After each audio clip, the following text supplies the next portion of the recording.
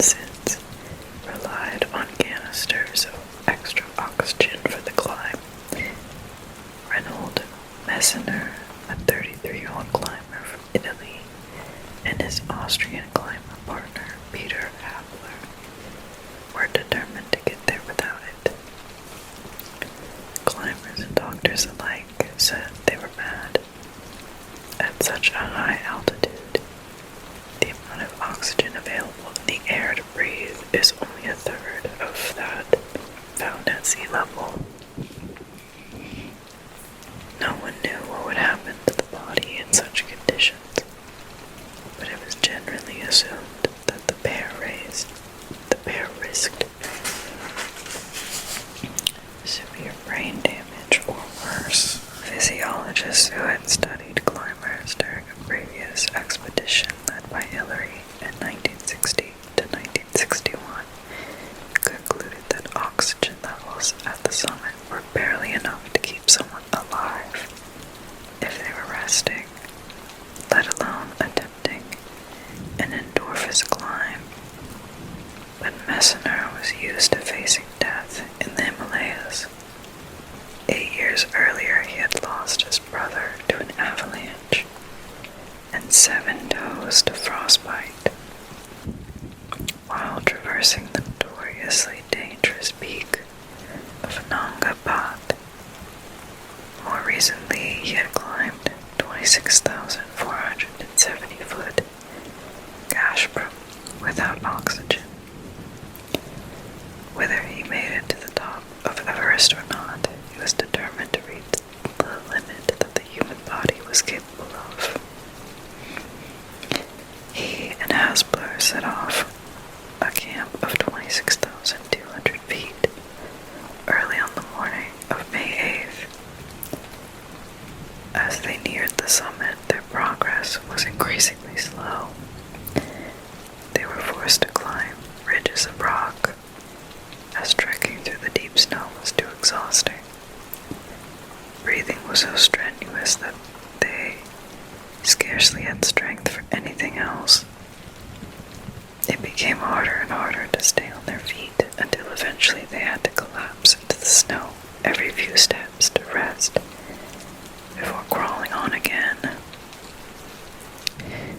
They knew that each foot they climbed might be the one that took them past a fatal boundary, the one that ensured they would never return.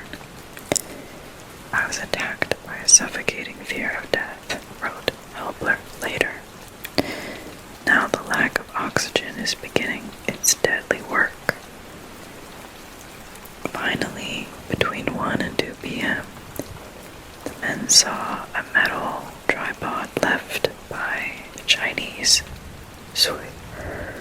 Suivers in 1975. Surveyors in 1975, they had reached the summit. Habler stammered and cried, his tears running from under his goggles into his beard and freezing on his cheeks. Messner says just sat, legs dangling with nothing to do, at last but breathe. I am nothing more than a single narrow, gasping lung floating over the mist and the summits. Messner and Habler's achievement was a supreme demonstration of endurance, despite bodies and brains that were screaming from lack of oxygen. Yet, physiology experiments carried out since then on people exercising at high altitudes have reached a paradox. It is well known that people reach exhaustion more quickly at altitude. For example, aerobic performance in fit, acclimated climbers is reduced by around a third at 17,400 feet compared to sea level. The traditional explanation is that in low oxygen conditions, our blood isn't able to carry as much oxygen around the body. Our muscles become fatigued, and we are unable to continue exercising. A 2009 study of climbers ascending Everest found that near the summit at 27,600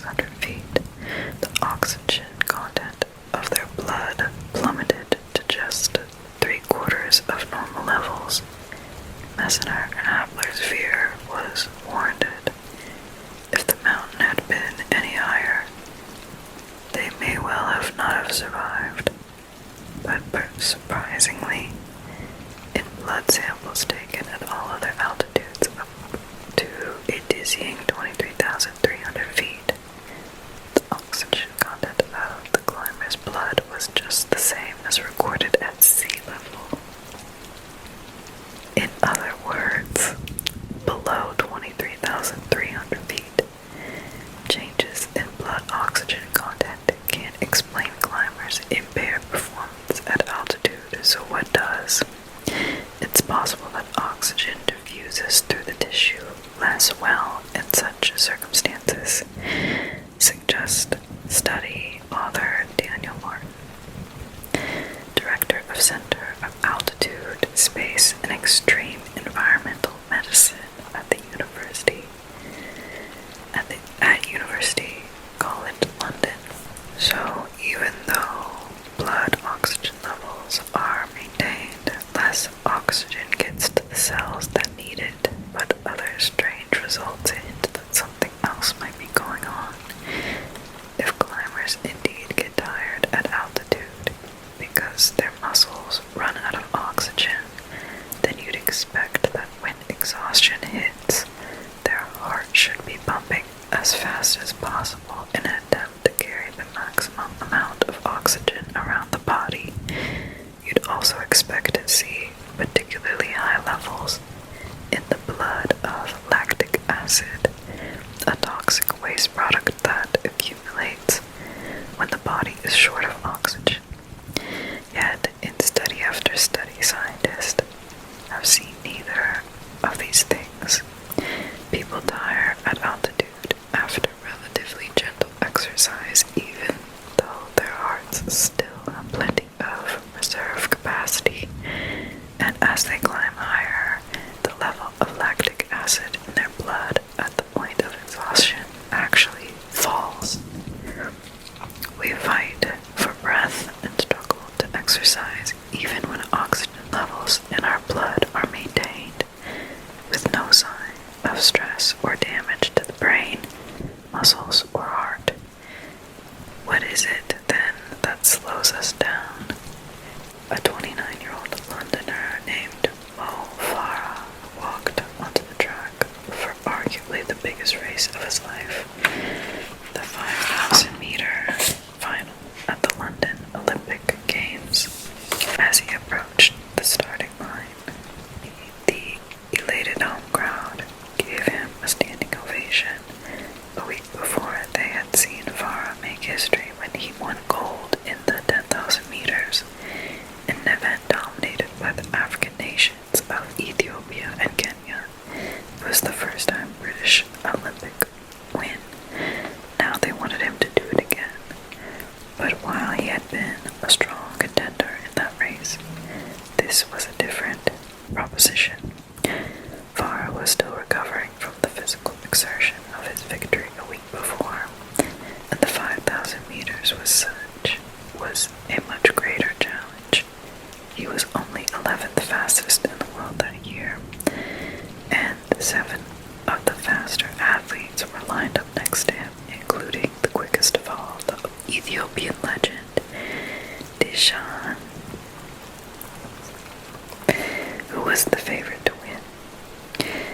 Fortunately for Farah, the 12.5 lap race got off to a slow start.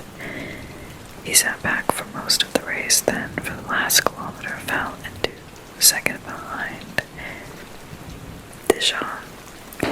As the pace picked up in the stands among thousands of waving Union Jacks were his stepdaughter and his wife, Tania, heavily pregnant with twins.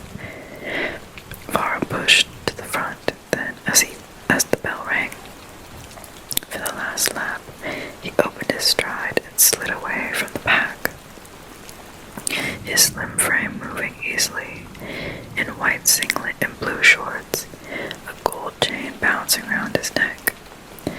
Then around the final bend came Dijon, closing fast in green and yellow. It seemed inevitable that the favorite would take the lead, but Farah seemed buoyed by a wave of noise from the crowd. Teeth bared, arms pumping, he somehow pulled away from Dijon and flew over the line first with a look of wide-eyed elation and disbelief. Farah had run the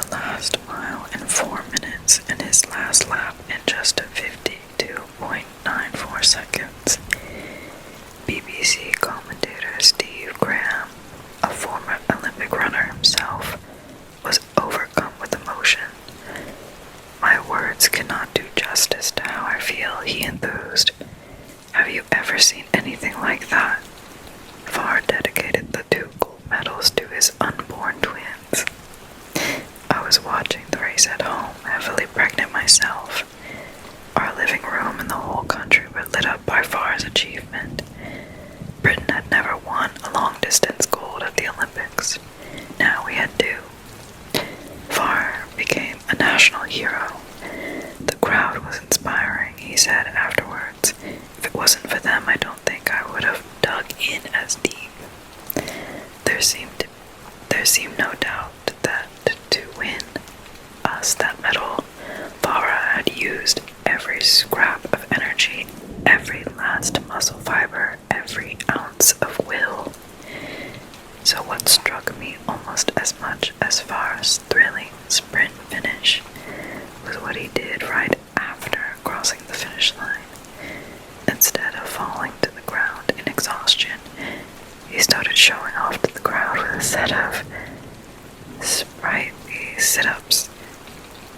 Then he bounced up again and jogged around the track towards the waiting photographers, arms bent up over his head in his trademark M. It's a phenomenon that we see often in athletics. World records are broken, sprint finishes won. Athletes apparently marshal every resource to push their bodies to the limit. Yet as soon as they cross the finish line, they have the energy and the muscle strength to bounce around a victory lap. It raises a similar question to that last, raised by the climbers on the Mount Everest.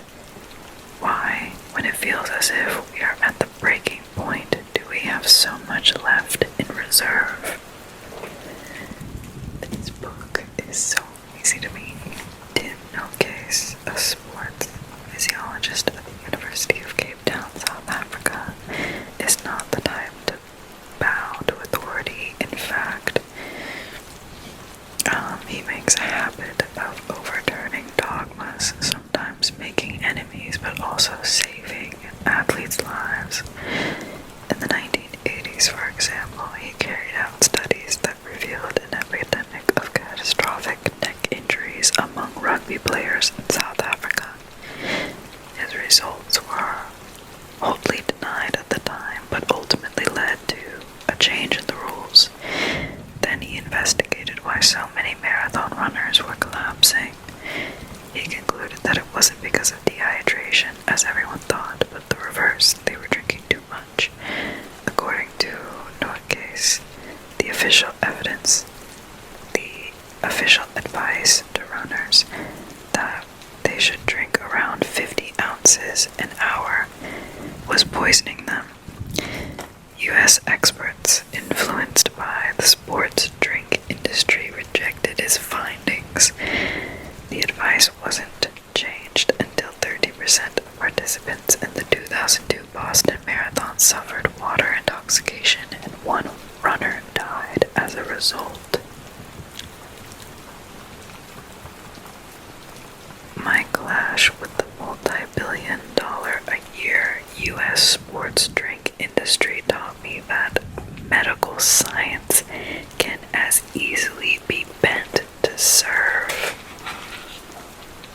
commercial interests as it can be used to produce the greatest benefit to humankind.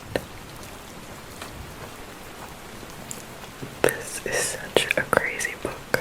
This is such a crazy book to me. Perhaps it's not surprising then that Noakes has also spent years attacking one of physiology's most basic assumptions, that as an athlete himself, he was interested in fatigue. If you're exercising, you're always getting tired and trying to understand why, he tells me. I realized quickly that it wasn't what we were taught. The dogma was that athletes get tired when their bodies hit physical limits. Their muscles run out of oxygen or fuel, or become damaged by the accumulation of toxic byproducts such as lactic acid. This in turn triggers pain and fatigue, forces us to stop exercising until we recover. This basic theory had never been questioned since it was proposed by Nobel Prize-winning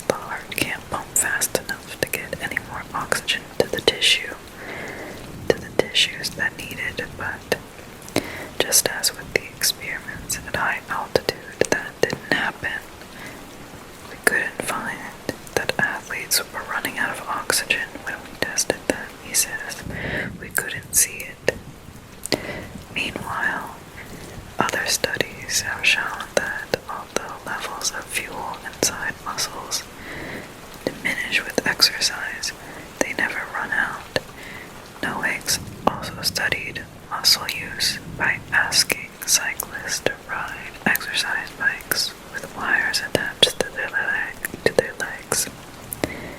Hill's theory says that athletes should recruit all available resources as they tire, engaging more and more muscle fibers until, with nothing more to give, they finally hit the breaking point.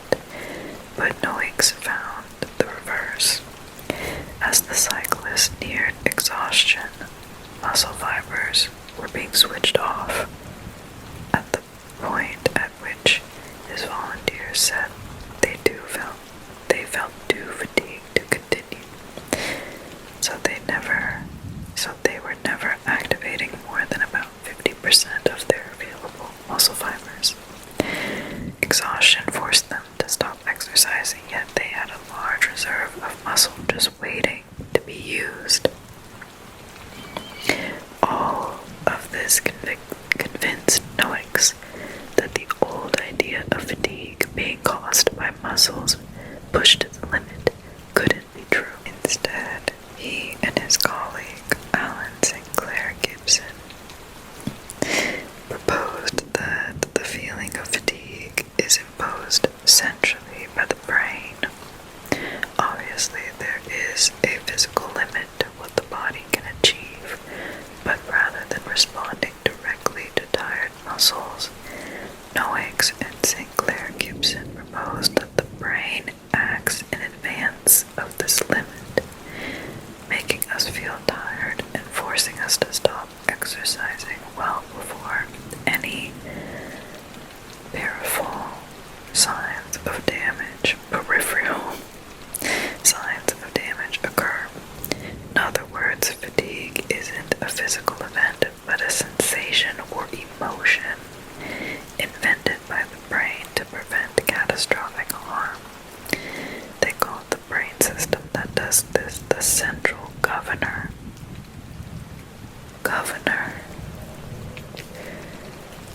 From an evolutionary point of view, such a system makes perfect sense. Relying on signs of damage in the muscles to alert us to fatigue would put us perilously close to collapse every time we exert ourselves. Shutting down physical activity in advance ensures a safe margin of error and means we can continue to function even after an exhausting challenge. We say that's the way humans evolved because you always need energy afterwards to do other things. We might suddenly need to run from a predator, for example, and then we were hunting. We always had to take the food home. This is why Farah, even though he ran his heart out to win the second gold, still had enough energy left for sit-ups and jogging the moment he crossed the finish line. At altitude, Noakes argues the effect is even more pronounced. The central governor detects the reduced oxygen in the air and calculates that physical activity in such conditions isn't safe. Even though our muscles are fresh and perfectly capable of exercise, it causes us to feel so fatigued that we can barely walk, and instead diverts our resources to breathing to make sure that the brain gets enough oxygen. The same thing happens in other potentially threatening environments too. We feel sluggish in hot weather not because our muscles are worn out, but because the central governor limits our physical activity in case we overheat. When we are sick, signals from the immune system induce fatigue so that we rest and save our resources to fight the infection.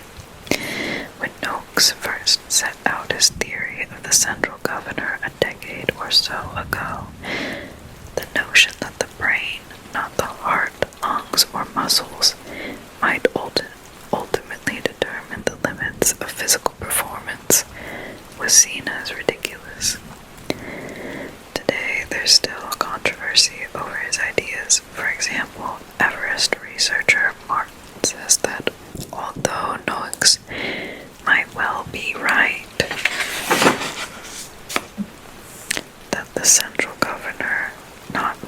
oxygen makes us tired so quickly at altitude, this hypothesis is not sustained by any evidence. But although exercise physiologists tend to be cautious, psychologists are increasingly convinced that the brain does play an important role in fatigue. For example, many performance-enhancing drugs such as amphetamines, modafinil, and caffeine work by influencing the central nervous system and not the muscles themselves. Scientists have also stimulated the brain directly with an electric current to boost cyclists' peak power output and make them feel less tired.